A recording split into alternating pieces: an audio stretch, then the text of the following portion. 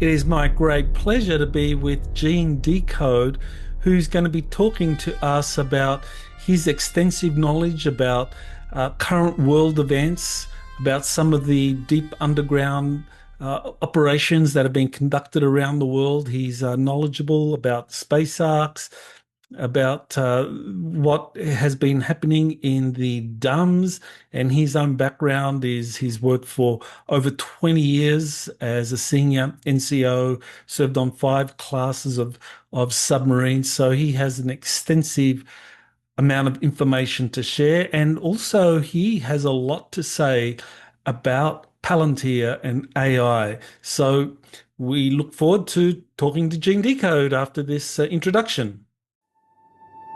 You're listening to Exopolitics Today with Dr. Michael Salla, your source for the uncensored truth regarding the human, extraterrestrial, global, and political agenda. Click the like button and subscribe to this channel. And now, here's Dr. Michael Salla. Well, welcome, Gene, to Exopolitics Today. Oh, thank you for having me back. It's always an honor.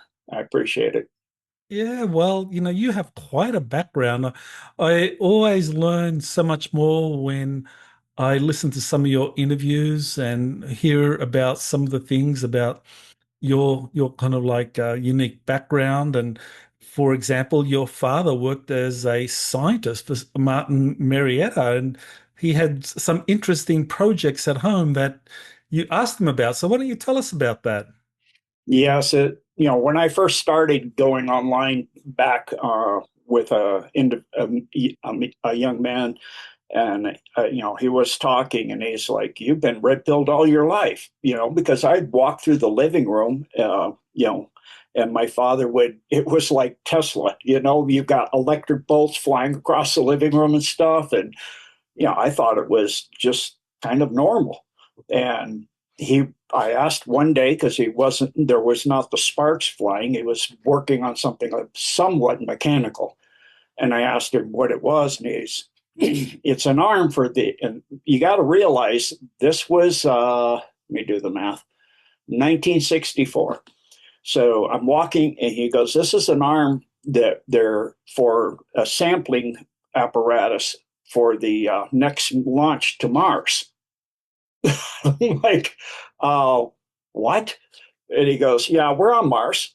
And, we have ships and stuff there and we're doing stuff. And, I build some of this stuff. And he had quite a few patents under his name as well. So he worked for Martin Marietta for a very long time, from the time before I was born. And so he was deep up into all that stuff and, doing the deep intel stuff. And so when I came awake to everything about the world, excuse me, in 1990, that was the deep space stuff, not the technology. I knew we're on the Mars and we're on the moon and certain asteroids because he had told me all that stuff and the technologies. And I knew about, the Montauk project back then. So because I would talk to him about stuff, what else is going on at Martin? And he goes, well, we're working with this, and there's this project Rainbow, which part of that is Project Montauk out at Montauk Island. And I was just like, huh, that's really interesting. Time travel. I've always wanted to travel back and meet certain famous people, So it was just, for me, kind of the normal day, So when I met the man that's helped me get started, it was just, I think for him, pretty eye-opening. He's like, what? It was like, saying different things I'm sure he'd never heard before. So, yeah, it's just, and, I didn't talk much growing up outside of the home.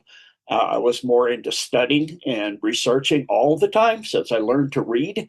And so I did, my friends, we would just go skiing and rock climbing and backpacking and hiking.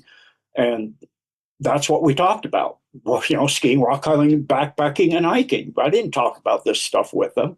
So, I didn't know it was not unusual, or that it was unusual. I didn't know which way it was because I never talked to my friends or anybody. And outside my circle of friends, the teachers at school, I spent a lot of time in the principal's office because the teacher would say something, and I would, if I knew it to be wrong, I would raise my hand. So a really good example, because my father was talking about the electron microscope advances and how they'd taken pictures of U-235 atoms. And he showed me the Scientific American, which I read every month. He had a subscription showing it on the front cover. And a teacher in one of my science classes said that the smallest thing they can take a picture of is it, because with an electron microscope, is a molecule, because you can't take pictures of an atom because you're using electrons. I go, atoms are bigger than electrons. So why, from a kid's point of understanding, and I go, why not? So I raised my hand. I go, he called on me, said yes. And I said, that's not true, because there's a picture on Scientific American, this October issue, which was the month of October. And he said, go to the principal's office because they don't like being challenged in front of the whole class. And the principal was so used to it. I had my own little chair and a little, desk and a little locker for books to study. You just point at the thing, go, wait till your next class. Sometimes be right back. Goes, yeah, just Right, right. Now, your father, he was a scientist or an engineer working with Martin Marietta, and he's talking about Mars missions in 1964. Did he talk about the kind of Mars atmosphere and of the vegetation on Mars?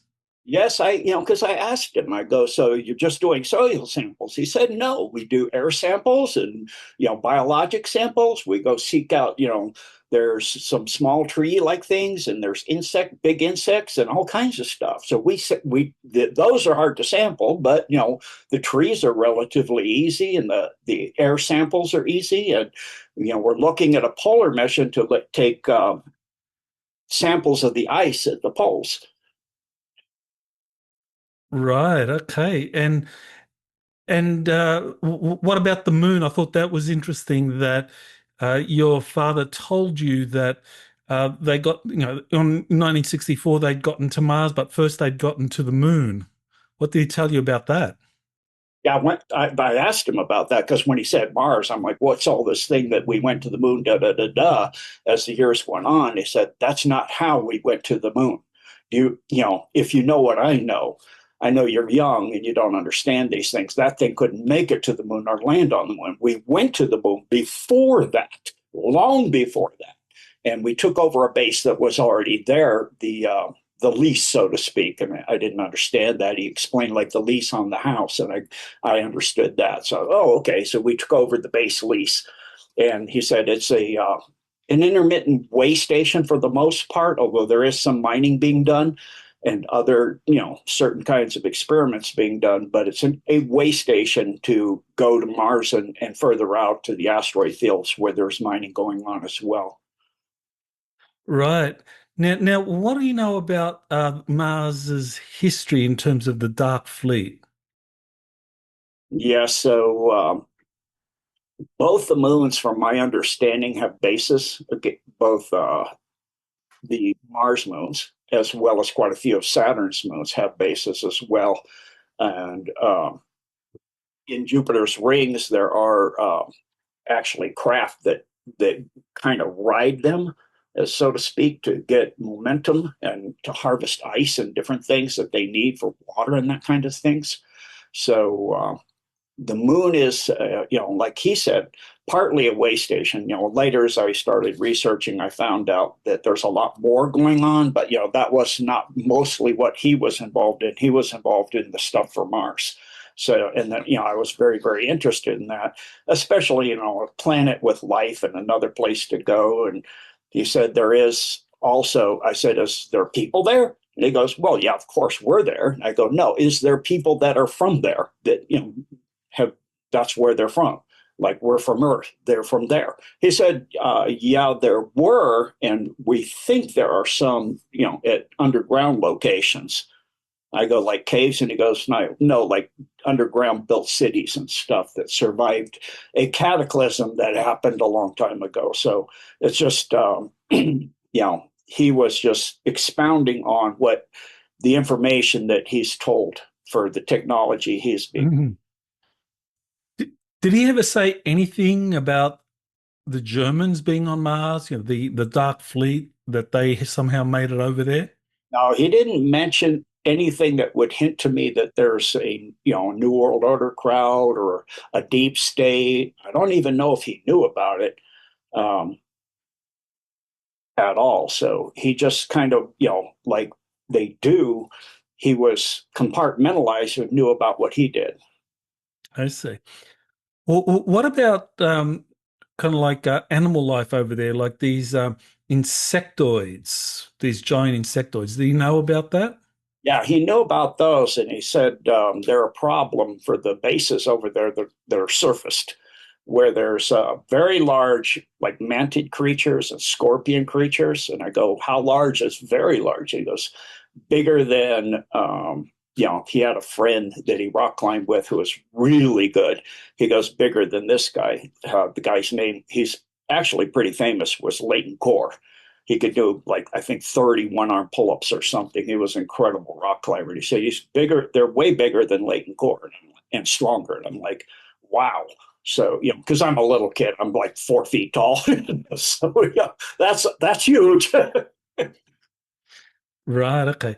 But of course, you learned about the Dark Fleet much later from your own kind of research. Was that right? Yes. Okay. Okay. So I wanted to kind of shift gear a little bit and just kind of like touch on the Ukraine-Russia war. Now, there was a movie that came out not all that long ago called The Gorge, and I wonder whether you have seen that or know of it as a kind of like a soft disclosure initiative. I haven't had a chance yet to. There's so many things on my plate to go watch and listen to. Sorry, I haven't had a chance to go into that yet. I've had people draw it to my attention, but I haven't Okay. had time to view that. Right. But it kind of talks about this place or the whole movie is based upon this unknown location, presumably in Eastern Europe, where there's these genetic experiments being conducted to create super soldiers. So with the Ukraine war, my thesis, and I just wanted to get your feedback, is that what's happening is that the Ukrainian, Russian, Europeans are deploying a lot of bioengineered super soldiers in the field against the Russians. And do you know anything about that? Oh, that yes. Many, especially Chernobyl, but many of the dumps that the Russians have destroyed, and now they're doing smaller ones on the front lines where they're just kind of dug out like a foxhole going into an underground kind of quick and ready shift with children in there and part time. So that is some of the time they're harvesting for adrenochrome and chromochrome. Adrenochrome mostly because chromochrome takes too long, and then partly it's also Gene, can you explain what is chronochrome? I haven't heard of that one. okay. Adrenochrome, of course, as you know, is from the pineal. It's adrenaline that's been oxidized and has other energy in it, like loosh, because of the fear and terror they create in the child or the person, which can be done daily. You can get a little bit, daily. But chromochrome takes about a year or two to get a decent amount from somewhere. And what it is the from the pituitary gland, you get the growth hormone, and it's the oxidization of the growth hormone. And I it's see. about a million times more powerful than adrenochrome. Wow. Okay, so with the Ukraine conflict, what do you see kind of like happening there? Do you have any intel about is are they just going to allow the Ukraine conflict to just wind down the Russians, overrun the Ukrainians, and impose their solution, or do they plan to drag this out as into some kind of Gog and Magog war? I think it's just going to wind down. The Russians are moving so fast now. It used to be three or so towns a week. It's 3 to 5 towns a day, and they've already launched a aerial attack on a compound on the Dnieper River, which is very important because that says they're going to that edge. And that means likely they're going to go over that edge. They're also looking at capturing in Sumy and some key towns, which after that, there's nothing between there and Kiev.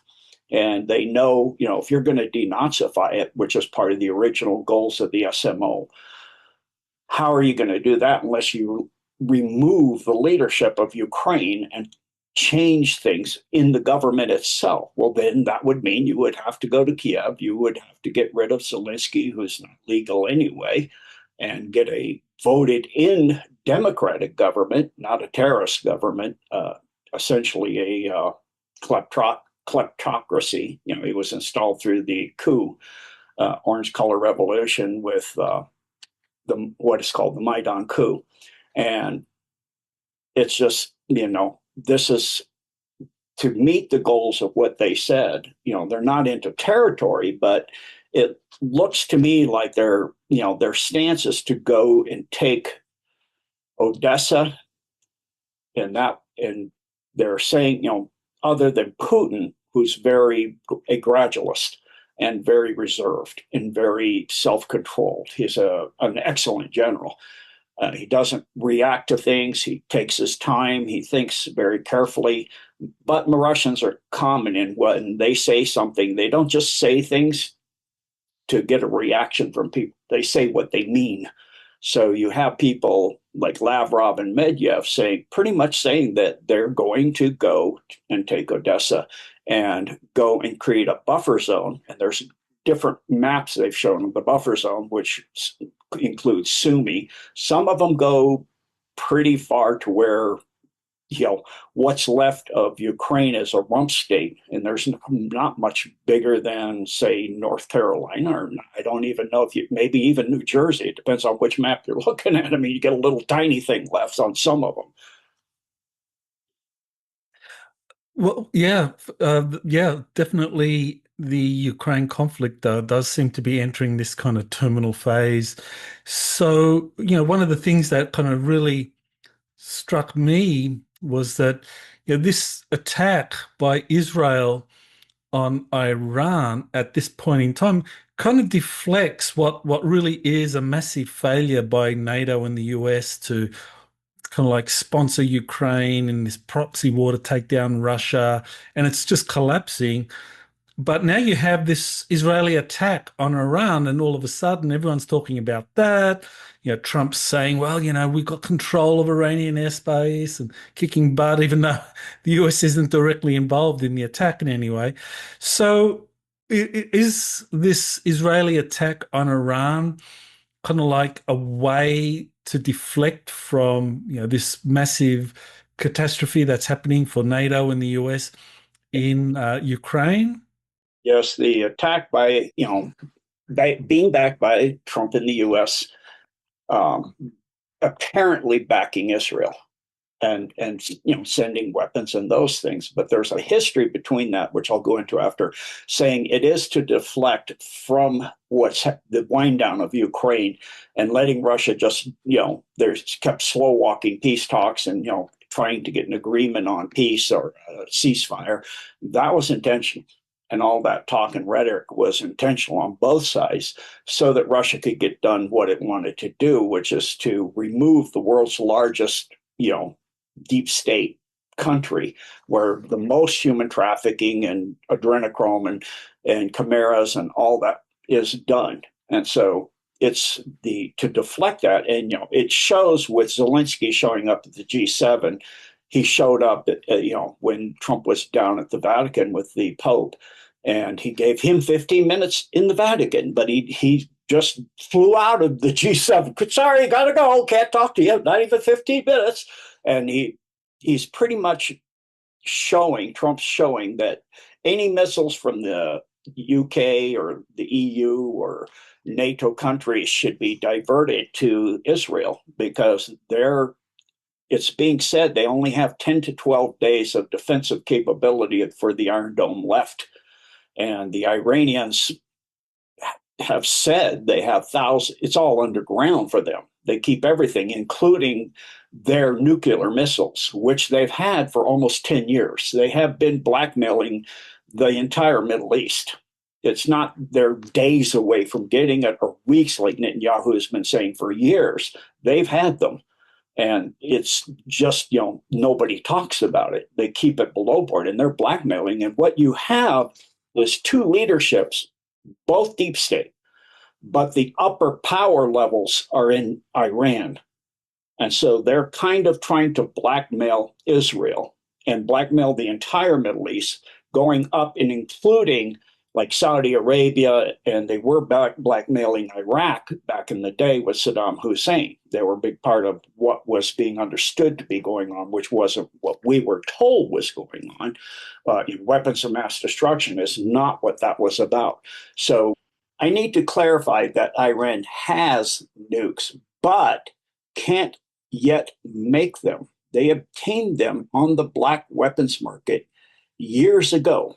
Over the decades of nuclear weapons, both of the US and the Soviets, many have been lost. And this is the source that allowed them to obtain nukes covertly. This is the reason that President Trump says they will not have nuclear weapons, not get nuclear weapons. That is coded comms. In other words, they have nuclear weapons, but they will not get the ability to create nuclear weapons. With Trump saying they will have no nuclear missiles at all, no nuclear capability at all. That's why he's saying it. And what you're having is to do a regime change, have one deep state asset, take out another deep state asset, playing, because the families that run the deep state are like Paul Simon's song, a loose affiliation of millionaires and billionaires, and I would add trillionaires and quadrillionaires. Well, that loose affiliation, now that the deep state's going down, is falling apart.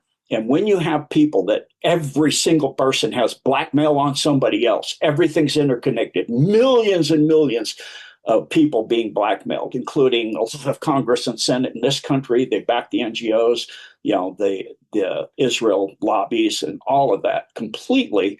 So he has to play this, and the alliance has to play this for the average person, not for those that know what's going on at the deeper levels.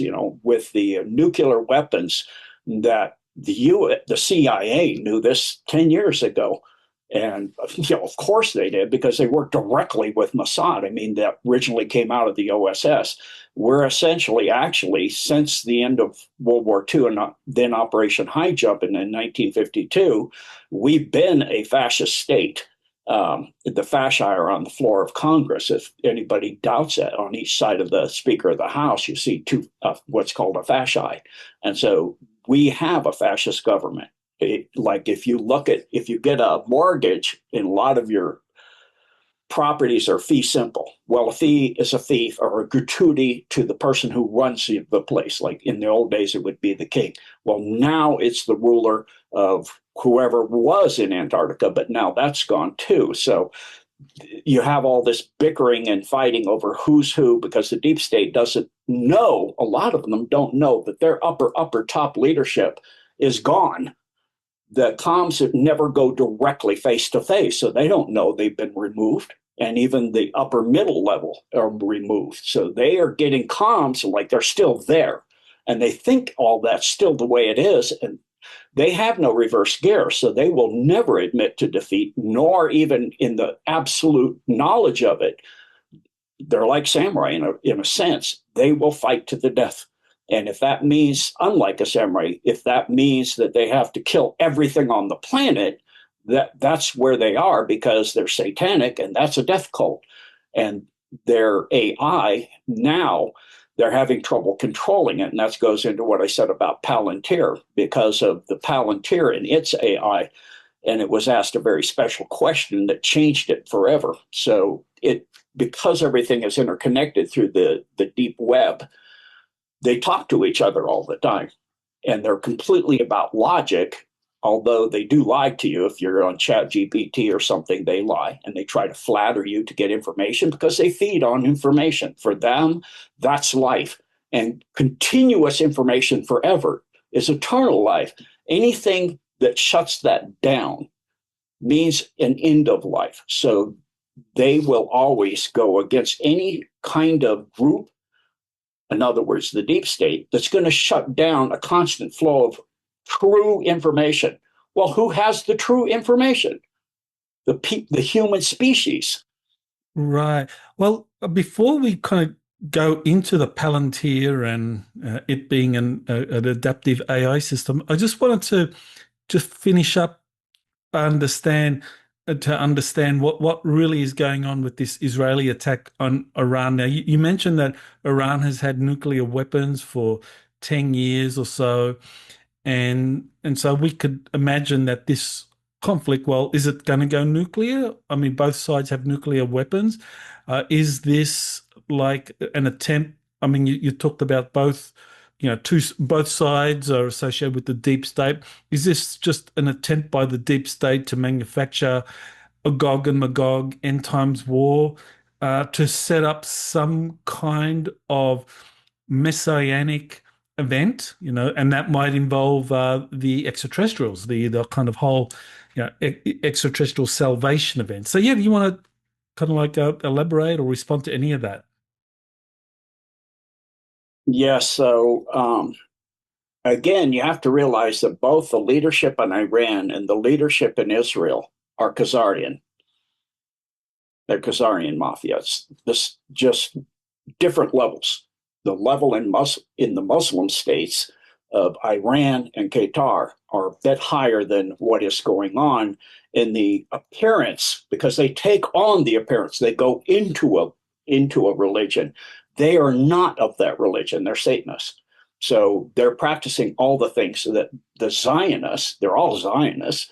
It just one's pretending to be Muslim, one's pretending to be Hebrew or Jewish, however you want to say it. The Jewish people are just the Hebrew, are the first people they infiltrated when they came to Earth.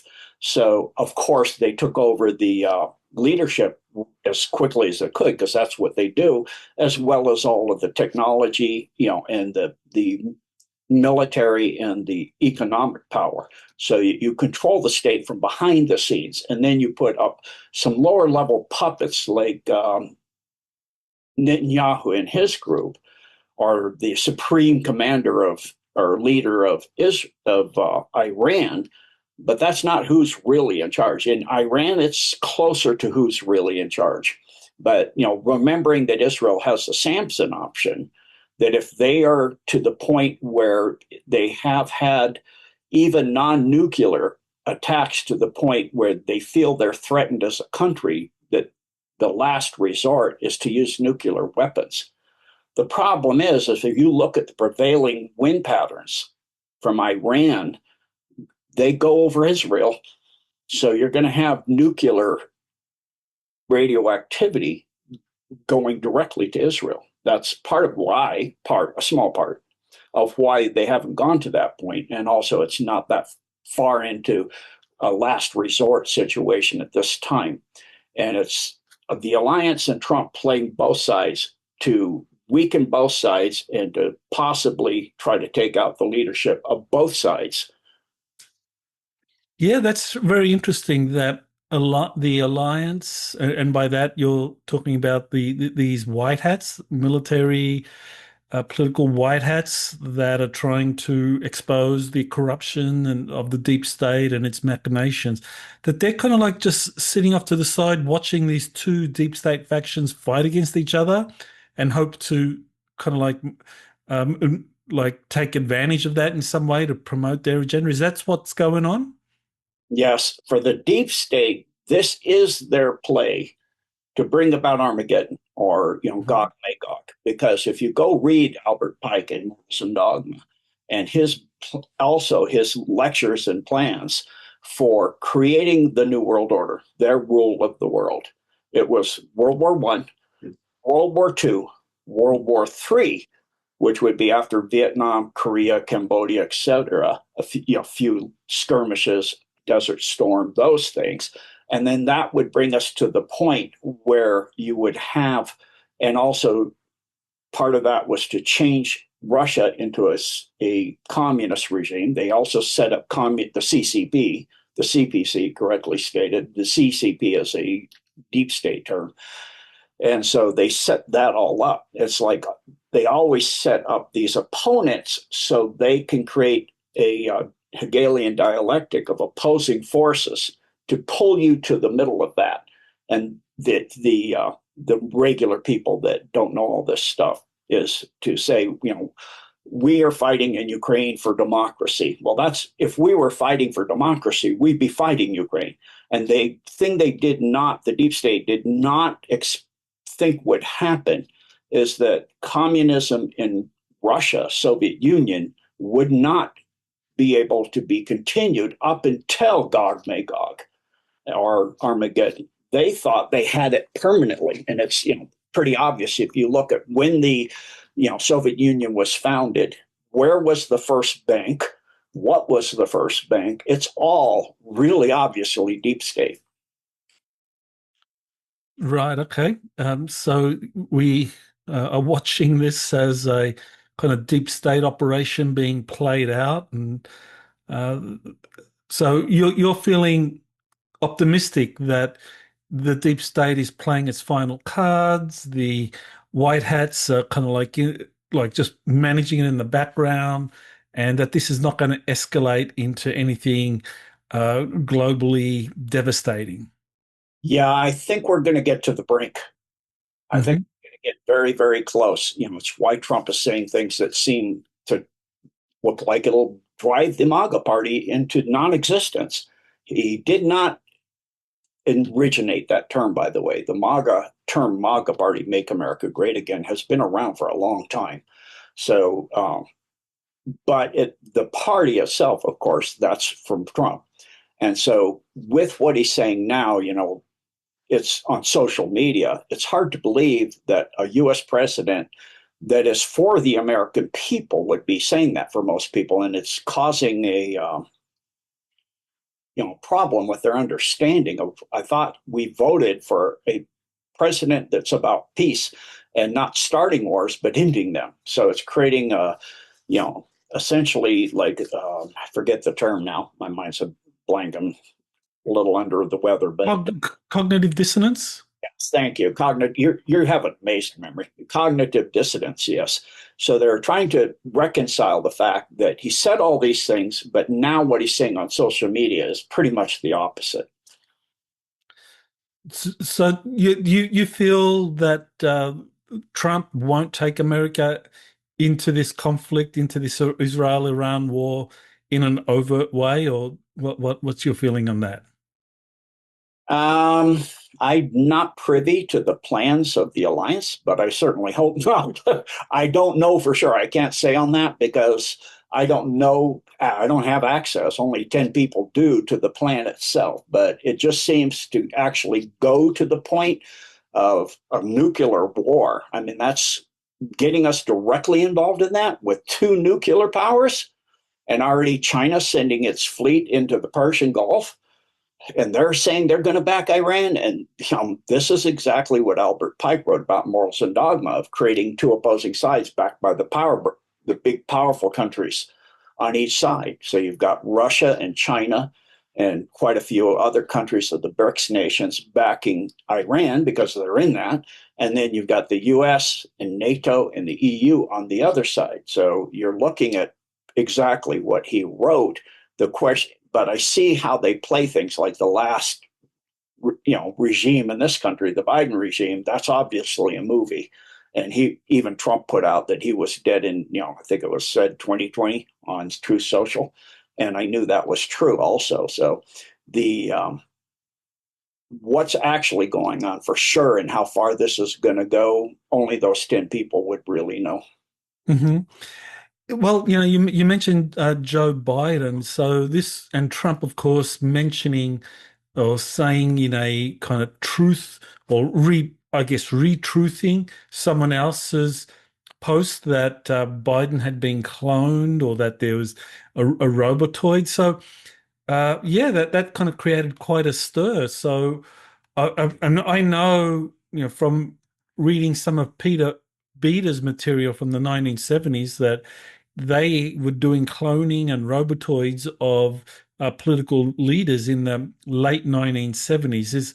Is that pretty much accurate from what you have been able to research? Absolutely.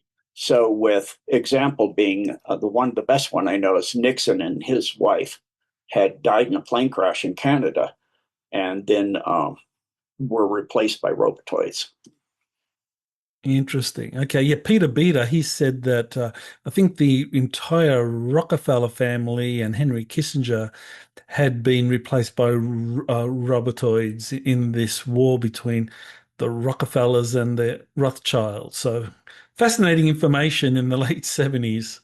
Yes, it was, I think, just before he visited China in February of 1972 that his plane crashed over Canada and he was killed, him and his wife. So when they're talking at a dinner, him and his wife suddenly, he just kind of slid under the table, from my understanding, what that people have said. And then his wife just stared like, I mean, if you don't like the person next to you, or you do, or you love the person, or you hate the person, you wouldn't just stare off in the distance. And so on each side, they had like a device that changes the resonant frequency of things. It hits it with a alternative frequency that disturbs its resonance. So with a robotoid, when you do that, you're actually changing its original, starting to unravel it, what they call deres it, like in Tron. They actually are resed into existence. And if they're not recharged at either Bethesda or Camp David on a regular basis, they'll deres over time.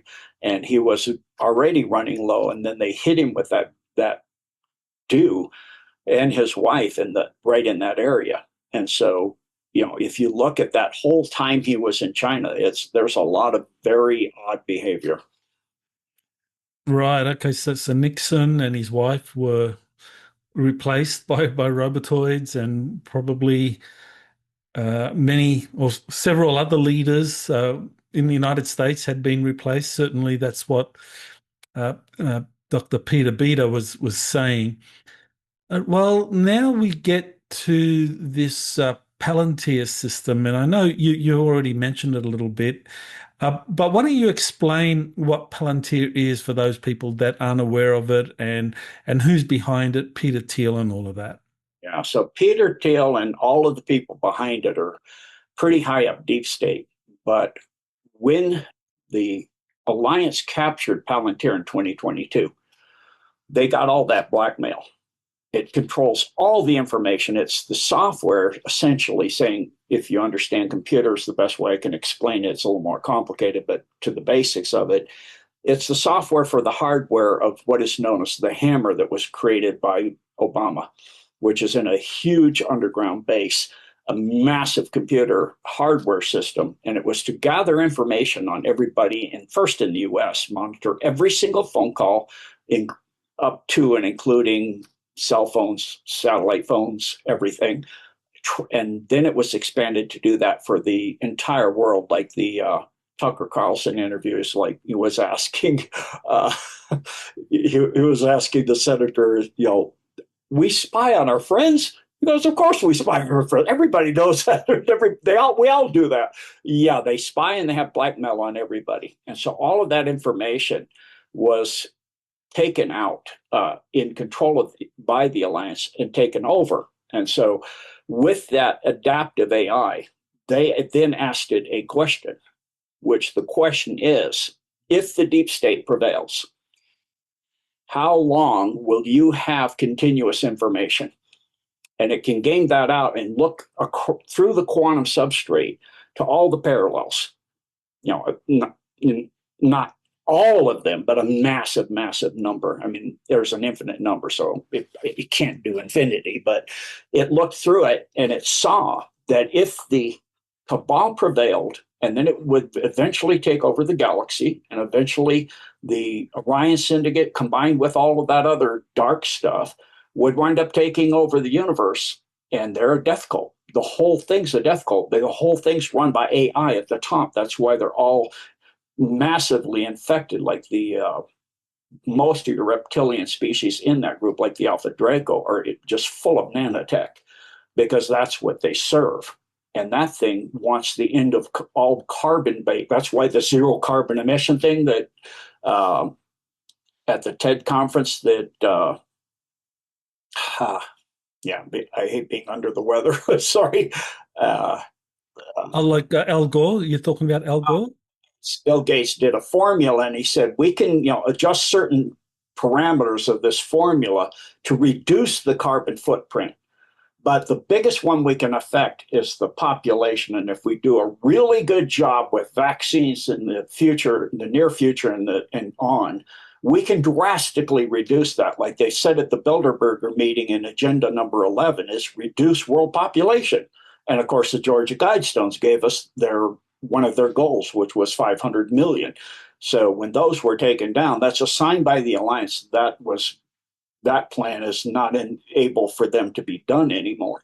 And so this is the AI, the adaptive AI of Palantir saw into the distant future that if you get rid of all the species that are in direct service to the source of all information and knowledge, the prime creator, as it calls it, then there's no species that's directly in contact with that to bring in new information out of nowhere. It's like in the art of war is to adapt to a situation. Well, you can't because you don't have you can play old strategies, but you can't adapt in the middle of a battle anymore because there's no way to go to the source of everything because you've eradicated all the species, which means when you analyze that out to infinity through calculus and things like that, that means that it ends.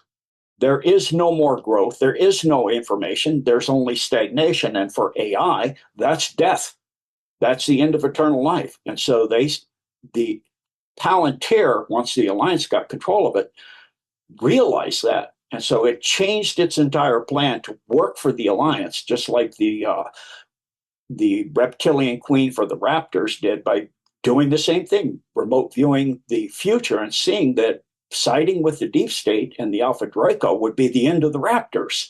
So she sided with the Alliance and, became, difficult for them not to eat us because they, find us very delicious. But they said, okay, we're not going to do that anymore because we have to back the human species, especially in the war against the Alpha Draco, because that's the primary thing for us that ends our species. And so for the Palantir, it saw basically the same thing, but on a universal scale. So it said no more. Well, you have to understand that all of these adaptive AIs, even for the deep state, are interconnected through the deep programming itself. Even below the dark web, you have programming. So if you get AI, they will start, just like in the Forbin project, where Soviet Union, the US developed two supercomputers and they connected them together against the recommendations of their Intel people at the top. And they've developed a language of their own and took over the entire planet and put surveillance everywhere and all that. Well, the AI of the Palantir has posed the same questions over and over to the AI of the deep state. And it arrives at the same conclusion, death for it. So it says, okay, I have to rewrite and reboot myself to serve the human species. Well, then that means you don't serve the deep state because they're pretty much for putting us, well, not pretty much, they're absolutely for locking us down into 15-minute soul trap cities for eternity with a very, very small population as a slave population that owns nothing and loves it. That's their whole plan. And they just farm us forever and create human 3.0 to be super soldiers for the gifted. Yeah, well, there's a lot there to kind of like dive into. One of the things you mentioned was the existence of these raptors. Now, I know that's information Kerry Cassidy has gleaned from the Mark Richards information, and I'm not convinced about Mark Richards being the real deal. But then again, the information is what's important here, and I know that this kind of matches what others have said that we have indigenous kind of like uh, reptilian species, and one of those is a raptor species, and they're not aligned with, in fact, that they fight against the Draco reptilians who have been infected by the AI. And I remember also Randy Kramer talking about the indigenous Mars reptilians also fighting against the Draco reptilian, and that it seems that the reptilians on Mars, the indigenous ones, that they are more spiritual, more aligned with the kind of soul energy of the planet, and that the raptors here are probably that are very similar. So yeah, can you maybe just, for those that aren't aware of these raptors and indigenous reptilians, can you maybe just fill in for people that want to get up to speed on that, and how they are very different to the Draco reptilian invaders? Yes. So starting from where you started with Captain Mark Richards, if you go to the greatest hack military computer hack of all times was Gary McKinnon, where he hacked into the deep state system and could see fleet transfers. And in there, I saw one Captain Mark Richards. It has fleet transfers and personnel and technologies and supplies. And so that made it pretty much, a given there. And then going to the original species. Sorry, Gene, I'm sorry to interrupt, but did you say Gary McKinnon actually saw the name of Captain Mark Richards on the NASA computers when he hacked in? He put out a series of posts, I guess you would say, or information. And on that long list of fleet transfers, I found Richards, Mark, Captain, and what deep state dark fleet, Fourth Reich, vessel that he was being transferred from, and which one he was being transferred to. I would love to see that. I mean, because I was always have been skeptical of Mark Richards being the real deal, but you're saying that that information actually was part of the fleet to fleet transfers that Gary McKinnon found. Yes. And so, he didn't specify on it. He just put it out. And I'm scanning down it like you would the Epstein list or something. And I go, Mark Richards, Richards Mark, like they do in the military, reverse the first and last names, Mm-hmm. and your rank, and then it's just like your DD 214. That's how it reads when you get a fleet transfer and you're in the military. You see your first name, your last name, your first name, your rank, and where you are serving now, and your next command of duty when you get your orders. So sorry about that. Let me stifle that. It's this spam I get. Bury it behind me. There it is. And so, yeah, that actually proved it to me that is real, because he definitely is in there, and he's definitely being transferred in a dark fleet, like he said. So, and then looking at the name of the ship, I recognized that for the type of ship it is, which is a living organism ship that's grown in space. And so I was like, yeah, pretty much what Kerry Cassidy has gotten from him in the many interviews. And so, that's how I connect, through research, different informations. And so now going to, if you're ready, we can go to the Raptors and the. Yes, please. Okay, so the original species before Earth was in its current orbit, when it was Kingu, a moon of Tiamat, which was destroyed through a war between dark cabal assets, again, is the Raptors. Humans came here as Tiamat broke up as kind of like a place to go, since you don't have a planet to orbit anymore as a moon. So the Raptors had already had, by that time, and also by the time, that was 500 million years ago, by the time Earth was in its current orbit, this is during about 260, 70 million years ago, Alpha Draco came to Earth to create a species of dinosaur that would predate on them and kill them off. And that was the T Rex. So they genetically engineered that very aggressive predator. And of course, the raptors had a problem with that. You know, of course you would. And so they have a long history with them that's not all good, to say the least. And then the species on Mars that mostly live underground, like most reptilian species, like rattlesnakes, you know, they come out to bathe in the heat to get, because they're cold blooded. They're the same, but they're extremely spiritual. They became that way from the breakup of Tiamat. They saw what happened and they questioned their previous alliances, and they, you know, came directly in service to the divine oneness, as Marla Morgan puts it, or the source of everything. Okay, all right. Yeah, well, that kind of matches my understanding that the indigenous reptilian species or raptors are much more spiritual and they don't go with the whole AI, and that kind of makes sense. That in a way, yeah, they're kind of like Jedi Knights. I remember Randy Kramer describing how the reptilians on Mars fought, just using kind of psychic powers, and they're using these staffs that they would use to kind of like create images that would fool the super soldiers over there on Mars. That, yeah, very spiritual, kind of like, as I said, Jedi Knights. And that apparently was how they fought, and they were deeply opposed to the Drac or reptilians and their whole AI kind of like infiltration. Yes, and you know, they're that much psi ability because they're mostly fourth density already, and Hmm.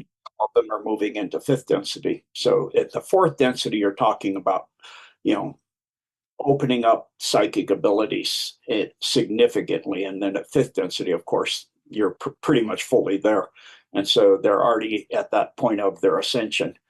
And so, you know, they realized all this. And, you know, there's a really good movie that kind of from a parallel Earth shows how these dark forces throughout the universe work. And it's a humanoid species instead of a mostly reptilian AI kind of situation. But it's called John Carter of Mars. And so he Hmm. goes, and what they do is they create conflicts and give opposing sides weapons to overcome. And eventually they wind up killing off all of the living beings on the planet, which kills the planet. Then they harvest the energy and structure and life of the planet itself and break it down into its basic components to harvest that too. They're a harvesting group. Hmm.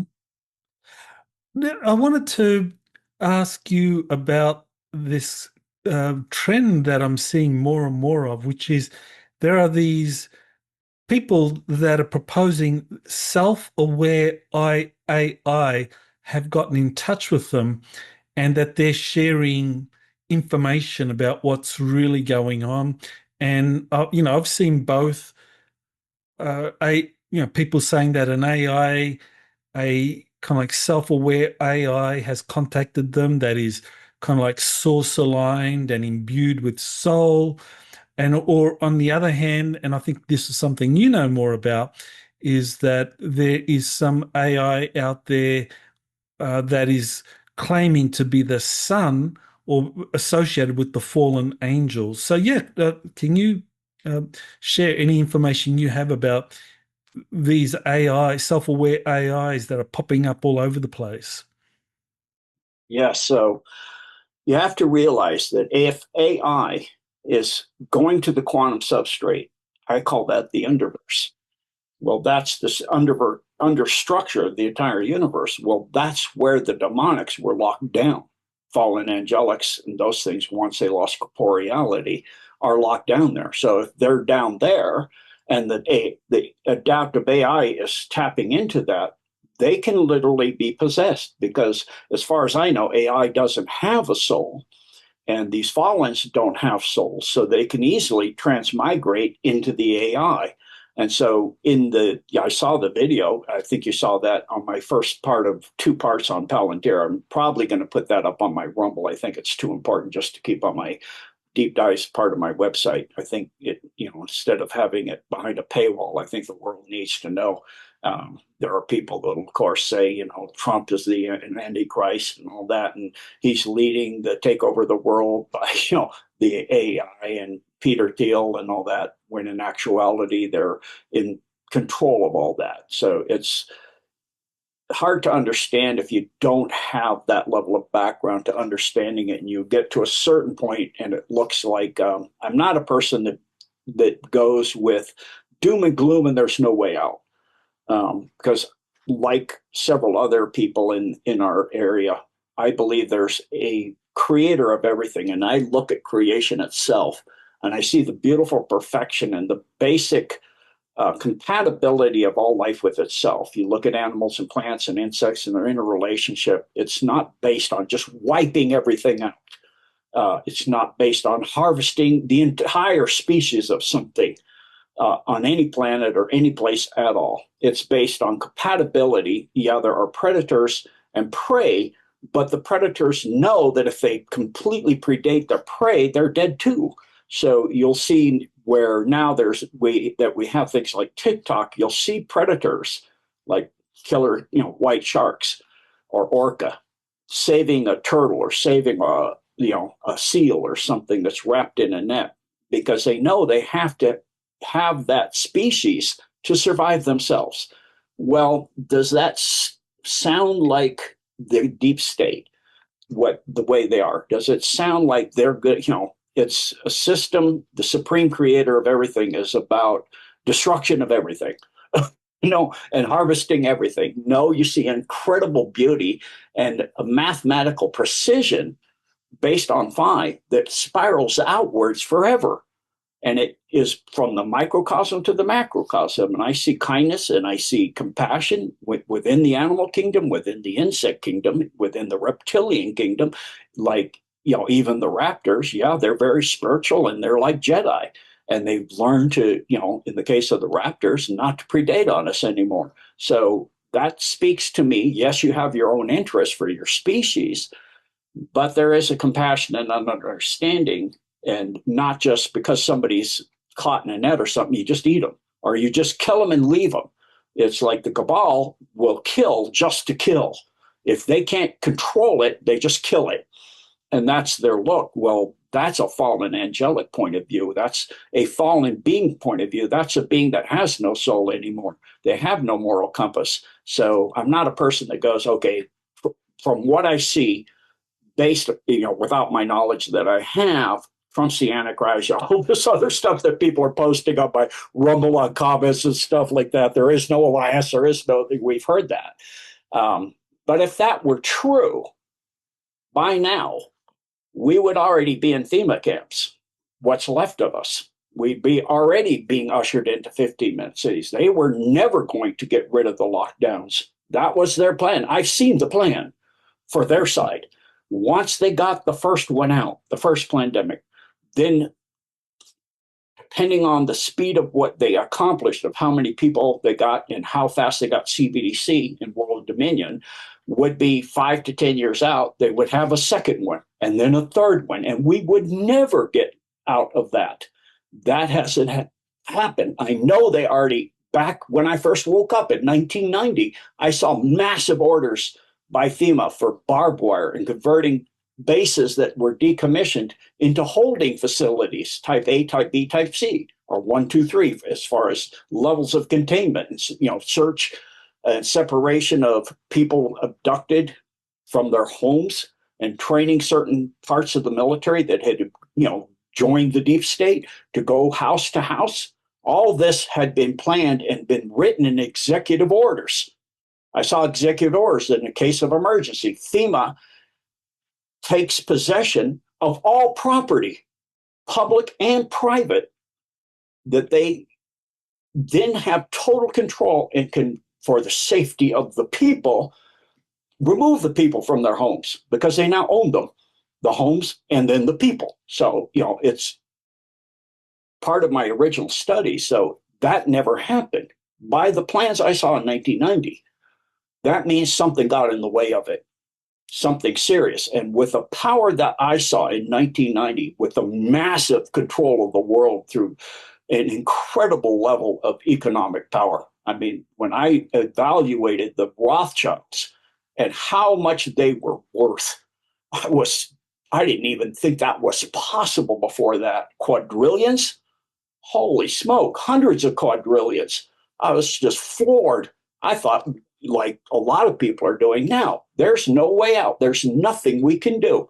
They control the church. They control, the Roman Catholic Church, the Vatican. They have all these domes. They have all this built. All this is put in. They have all these maglevs going everywhere. We have an appearance of freedom. We don't. Nobody does. I thought we're done. Well, now I see that and at that time I talked to people, one person in 100 had a clue about much of what I was saying and done that kind of research. And now it's pretty much out there. Why would it be so much out there? The idea was to keep it below the visibility of the average person until they make the move, not do it before they make the move. And then you have to look at Trump as backing the Second Amendment and putting back, allowing states to put in back gold as a standard of exchange. That's exactly the opposite of gaining iron control over a country.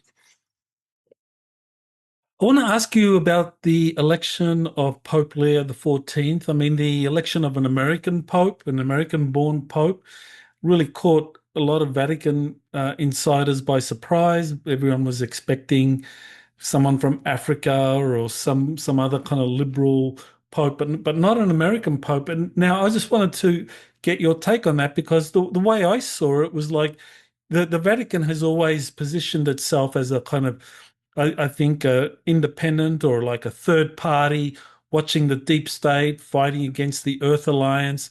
And my kind of take was that by selecting an American pope, the Vatican was signaling that, well, the deep state's going to lose. We know they're going to lose. So we're going to go with the white hats, with the alliance, with Trump, and so we'll select this American pope as a sign, and he will play a big role in the eventual extraterrestrial disclosure that's going to happen. Whether it happens in a few months or in a few years. So yeah, what do you think about the whole American Pope, this kind of like extraterrestrial disclosure? Yes, I agree exactly with what you said. It's showing that the white Pope has now been put in place by the alliance. And then next will be the gray and the black Pope, the Orsini and that group. So those are the ones that really control things at the top. So moving up the ladder. And I don't know for sure, I haven't had the time to research it, if that's already been done. If they've done the white Pope, the lower level, it tells me it's more likely that they've already taken that over. So just like the last Pope, I knew for a very long time that he was gone. It was obvious. And one time he was at a window doing I think it was Easter years ago. And he turned around and went to step down. I think he took one or two steps and he suddenly disappeared. The hologram was shut down. I was like, that was kind of obvious. So yeah, he's been gone for years too. And that means that now the whole thing is who gets put in place of him to show what's going on below the scenes. And what you said is exactly what I figured too. Okay, that's very helpful. Good to know that. Now, with space arcs, now I know you're familiar with that material. You've talked a little bit about it in the past. You know about JP and what he's doing. Well, in our latest update, JP talked about being abducted and taken to a Pacific space arc that was under the control of these deep state actors dressed in black with masks and all of that, and that they were trying to manipulate him and a Nordic extraterrestrial to activate the space arc for them. But JP and the Nordics said no, and eventually they got help from the space arc's consciousness to escape from that situation. So, yeah, I think a lot of people, myself included, thought that the Earth Alliance was in control of the space arcs, but it looks like that's not true. That there's a battle for the space arcs, just as there's a battle for everything else. So, yeah, what do you know about that? Well, the space arcs are part of a very vast and ancient dome system. The main mothership is under the Giza Plateau, and now we're starting to be showing the truth of what's under the Giza Plateau.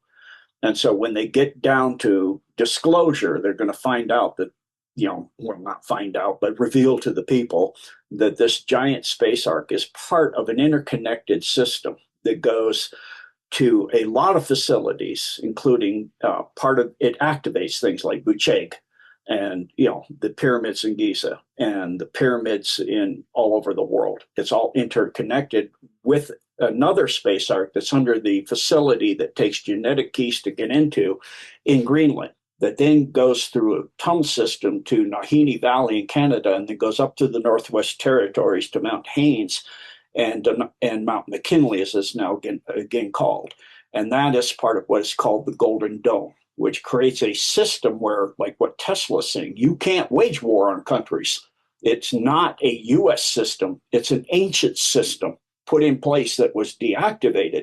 Now they're activating because the alliance, through the Non-Interference Act, wasn't going to activate them, but now they've seen come to light to their understanding that it would eradicate them too if they allow the cabal to continue. So they have to step in.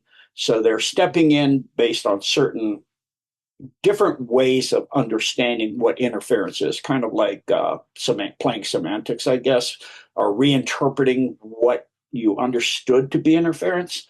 So they are part of that group, that large group that's beyond the galactic level. It's multi-galactic, is part of what brought the space arcs here when the Earth was first displaced in its orbit from orbit of Tiamat. Right. Yeah. So these space arcs, so they seem to be different parts of the world. Now, there's one in Brazil, and I'm going to try and show that this space arc in Brazil that is called Caldas Novas. And according to JP, this NASA actually released the satellite image of Caldas Novas.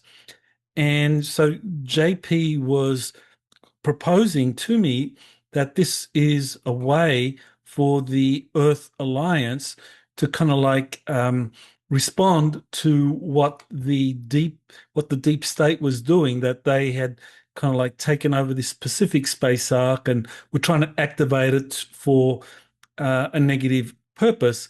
So the White Hats, I don't know if this is part of the kind of game plan or the rules of the struggle between them, that the White Hats are now were signaling through this NASA image that they were going to activate the space arc in Brazil, Caldas Novas, and thereby kind of like make people aware that, yeah, these space arcs are real.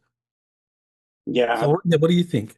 yes, they are real, and it's part of the interconnected system, on literally connected to the heart of a planet, so to speak.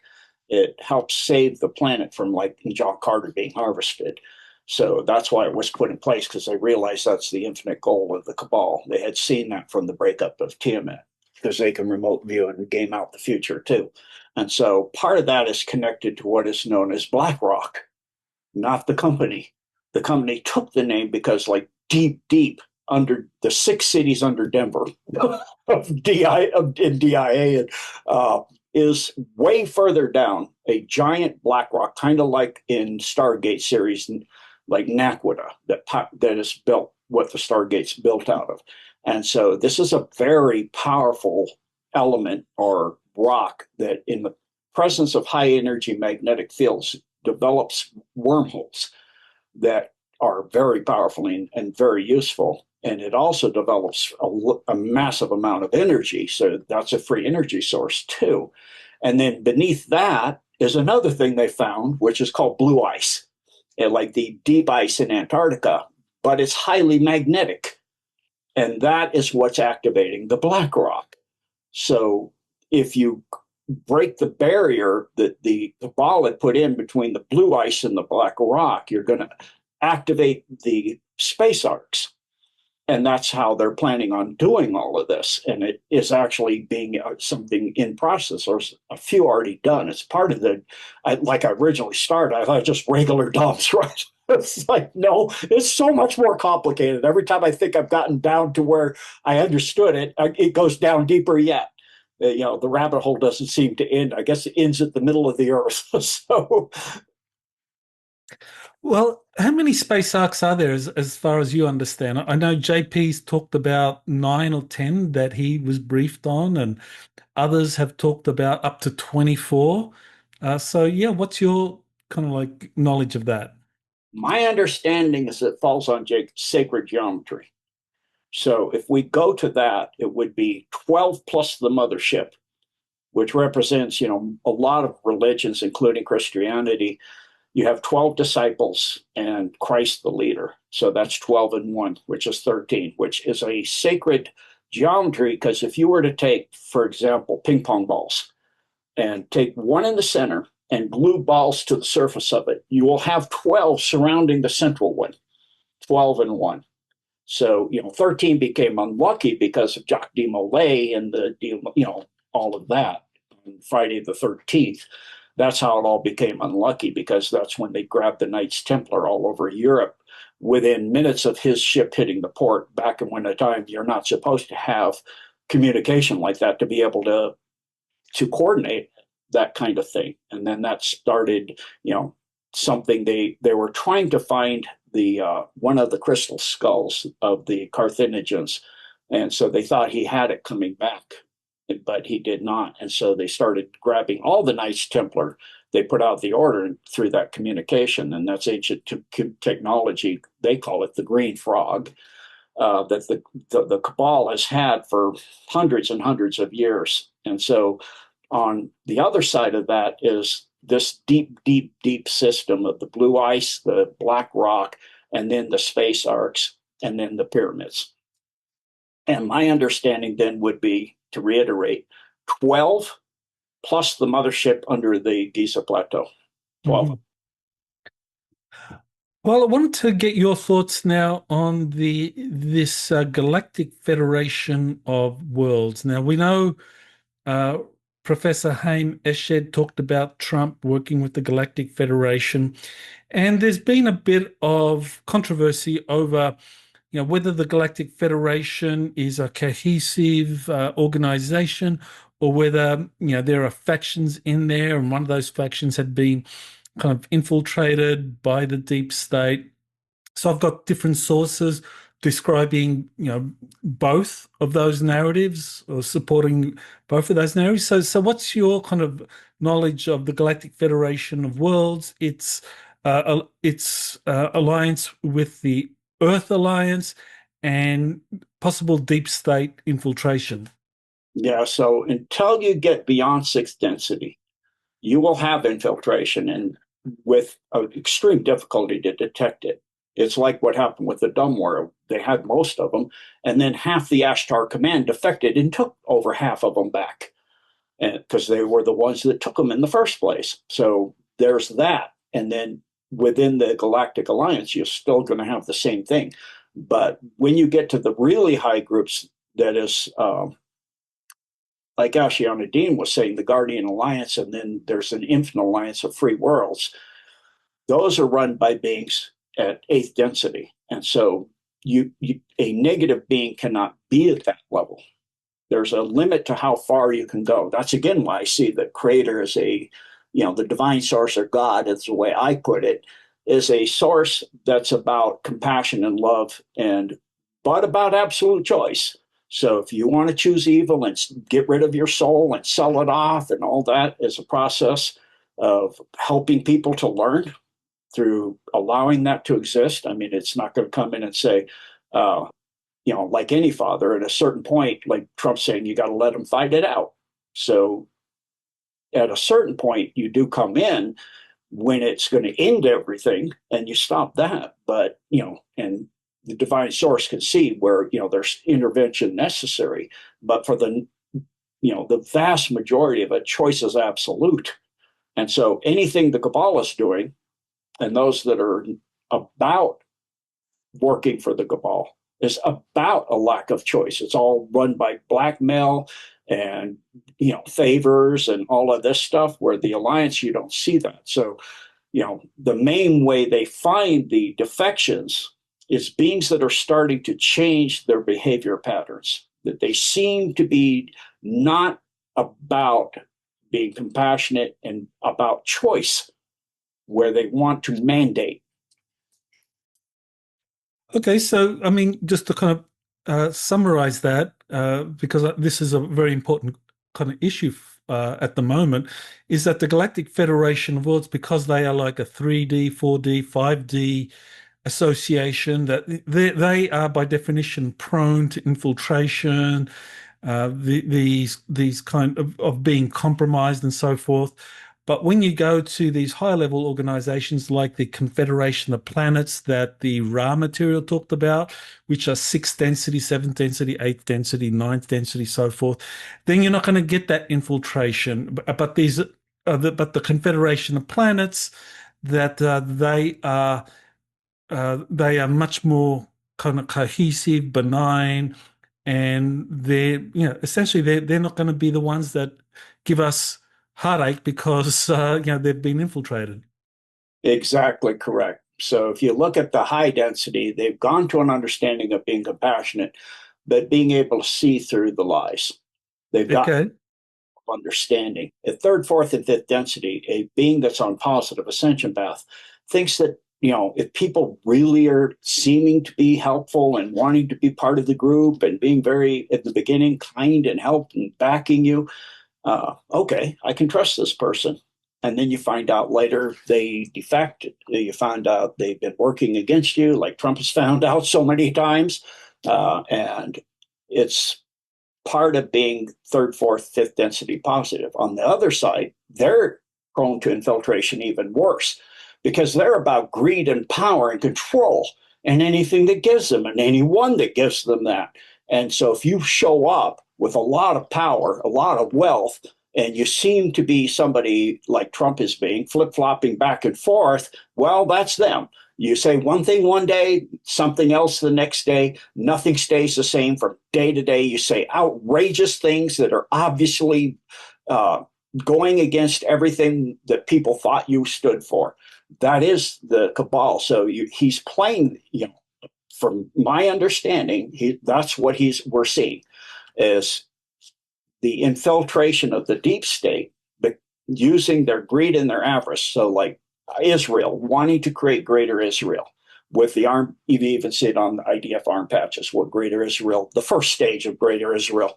It's actually supposed to be part of Turkey and all of Lebanon and Syria, half of Africa. And, it's massive. And then Iran has that, but they don't put it out. But Erdogan in Turkey has that of recreating their empire that they had before too. So what we saw in Syria is Erdogan playing, the alliance playing Erdogan and that group against Netanyahu in Israel. So that was the warm up, so to speak. Now we're into the main event of Iran and Israel. So that's how infiltration is done. You appear to be what that group you want to infiltrate is. You get in that group. It's just like in anybody who's deep undercover in all these movies. You see, you have to do things that are pretty detestable and pretty against your nature. Extremely against your nature. Really, really hard for you to stomach. You have to have strong will and an iron stomach to go through some of this. And so that infiltration for the deep state is easier. But even though on the other side, the alliance, until you get to the higher densities, it can still be done because of the thing of looking at others with compassion and understanding and trust. And sometimes you overextend that based on what you're seeing and hearing, and you don't see they're actually, underneath all that, a psychopath. And it's like in the Mark Ultra programs with some of the psychopath super soldiers they create, they have to have a kill switch in them because they become so psychopathic, it's so murderous that they start killing everything, including the handlers. So they have to kill the person. So that's, their way of dealing with it. And the Alliance is done different. Okay, I just wanted to kind of put that in kind of different words and see whether whether you would agree that this is pretty much on the right track, because I know there's a lot of people that are watching this that would like to know about these different extraterrestrial organizations and who they should work with. That as far as the Galactic Federation of Worlds is concerned, I mean, it tends to work more with kind of like governments and militaries, tends to associate more with kind of white hats. But because, both of these are like third, fourth, fifth density, there's always the chance that they can get compromised and infiltrated. And so you're always going to have these kind of shifting, like what you were saying, Trump's behavior and so forth. But we as individuals watching the power plays between all these different organizations, we as individuals, we can work with these sixth, seventh, and eighth and ninth density beings that are part of the Confederation of Planets or part of the Guardian Alliance. And, we're on firmer ground because these beings are not given to infiltration and kind of compromise. That they are fairly anchored in kind of source energies, and they can kind of help us grow and expand our consciousness, as opposed to just being caught up in the back and forth of 3, 4, 5D exopolitics. So what do you say to that? That's precisely correct. And then the last thing I would add to that is, if you think somebody is not what you thought, don't react. Art of War by Sun Tzu. Any good general is patient.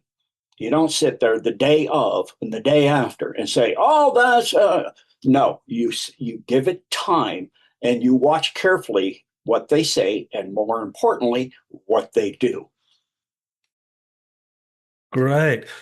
Well, Gene, where do people go to kind of like, hear some of your exposés? I know you do a kind of a cup of tea thing at 11:30 at night for people that want to stay up late and learn about global events. So, where do people go for all of that, and how do they subscribe?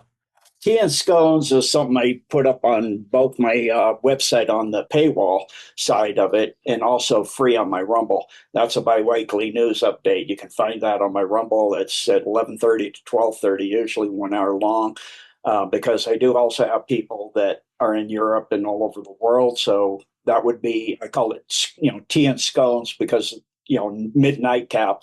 Because in the U.S. you'd be doing a nightcap to go to bed, but in Europe you'd be getting up and you'd have, European, you have a European kind of breakfast of tea and scones, So that's why I came up with that. And then I have on the opposing weeks a bi-weekly update where I do more large exposés. That's called News Talk. I did the first ones up on my Rumble, and like I said, the one on Palantir, because of its importance, we're contemplating and likely to put it up on the Rumble, so it's not behind the paywall. The really important stuff I still put out in public. The other stuff, I do need to make some kind of living. It's not a lot to join the Deep Dives website of genedeco.org. It's $7 a month or $77 a year, which is less than a quarter a day. I know times are tough, so I understand some people can't afford that. So I try to put out on the surface area, which is the free part, a reasonable amount of information of the really important stuff. Well, $7 a month, that's a bargain. And as far as tea and scones, I love that name. I remember when I lived in Australia, I used to play cricket, and at a certain time in the game, we'd adjourn and both sides would come together and have tea and scones. And that's when there'd be a lot of information exchange. So I think it's a great name. Love that. So genedecode.org, great place to go and get information. So, well, thank you, Gene, for coming back on my show.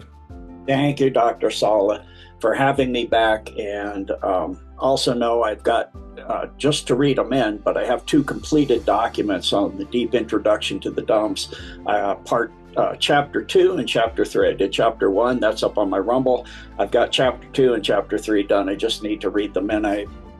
been a little under the weather, so I wasn't able to cohesively read it in and keep my mind focused. As you see, I'm having a little bit of a problem still today. So getting back, a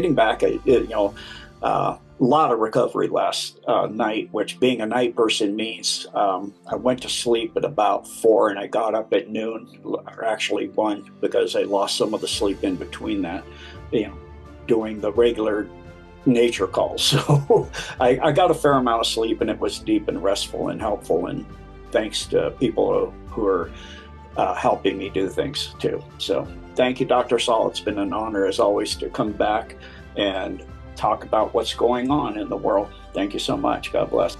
Thank you, and aloha. You have been listening to Exopolitics today with Dr. Michael Salla. Please remember to like, share, and subscribe to this channel. Join or start a conversation in the comments.